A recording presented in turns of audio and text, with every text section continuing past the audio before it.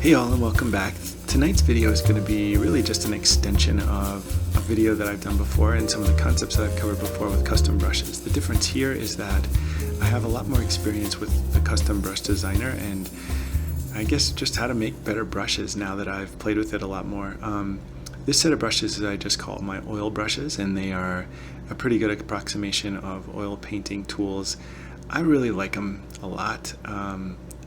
The last that I made I was happy with, but you know, it's one of those things where the better you get and the more familiar you are with something, the easier it is to get a better product. And I feel a lot better about this tool and about this set of brushes than the previous stuff. If you want to get a handle on these, you can join at my Patreon for kind of immediate access, and I'll make them available for like kind of a one-time purchase, make it kind of like super cheap, but maybe on Gumroad or something. So really though, I put this out there not so much as a public service announcement that hey, there's more brushes available to Patreon, but more to just inspire to keep digging and playing with what's there, because the software, it really does give you some good flexibility to make some cool stuff. And what I found is that I like to make the brushes have a little bit of paint body, a little bit of thickness. They play really well with the built-in oil brushes that way, but not too much. I feel like if you give it a little bit too much thickness, it just starts to look a little bit sloppy and bulky, which is, I mean, it can have a cool effect, but I really like just a subtle amount of that paint body, that three-dimensional paint body. You can see most of this painting all the way up to this point. All of it is using the brushes, and the different brushes with different stroke dimensions. They kind of have a different flourish at the end. They have a little bit different bristle through the main body of the mark. And then, you know, toward the end of this painting, you'll see me applying like the traditional built-in oil brush, and then even using the palette knife on top of that.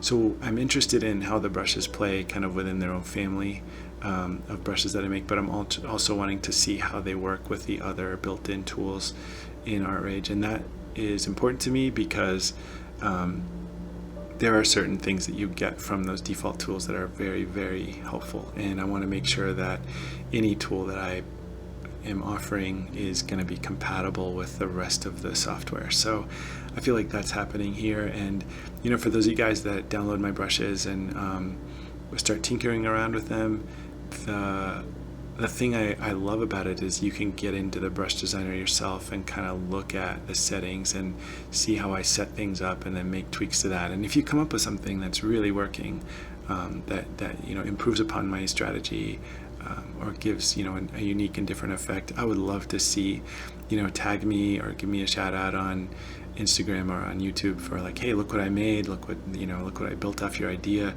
And that would be cool to me because I want to see what kind of strategies you have, what you're coming up with for these tools. As you can see here, I'm layering the traditional oil brush, the one that's built by the Artrage team, on top of the oil brush set that I made, and their brush just behaves differently than the ones that I created. Although they're really familiar, they look different. And then you can see following this, I used the palette knife with the loading set to 100, so it has a nice thick paint body as well, and they all work together and played together really nicely. So it's encouraging. Really, really fun stuff. Flowers, not my interest usually. I just thought it would be a good way to test the texture and mark making with this particular subject. Not trying to paint realistically the subject in the reference here, but just kind of using it as inspiration for playful brushstroke. The other thing I wanted to point out is that this image, along with some of the other ones I've been using recently, are coming from different copyright-free websites, which is a nice way to work so that you know you're not infringing on copyright to play with an image like this. So you know, as long as you're giving credit when you're using stuff, or you're talking to the photographer or something, that's a good way to go. But this is really a no hassle way to work, and there's a huge amount of images that come from copyright-free websites. I have a lot of friends that do a lot of work that's almost exclusively from that. Myself, I like to try to do my own photo shoots when I can, but you know, that's not always an option, and especially for like little tutorial videos, I don't have enough time to go do photo shoots exclusively for tutorial videos as well. So just wanted to throw that out there. check in with me, let me know how things are going. Also, make sure to in the comments, let me know if there's something I could be doing that could be helpful that I'm not helping with or not covering, whether it's new software or new approach, technique, tool use, etc. Thanks for everything, and would love to hear from you. Thanks so much. Take care.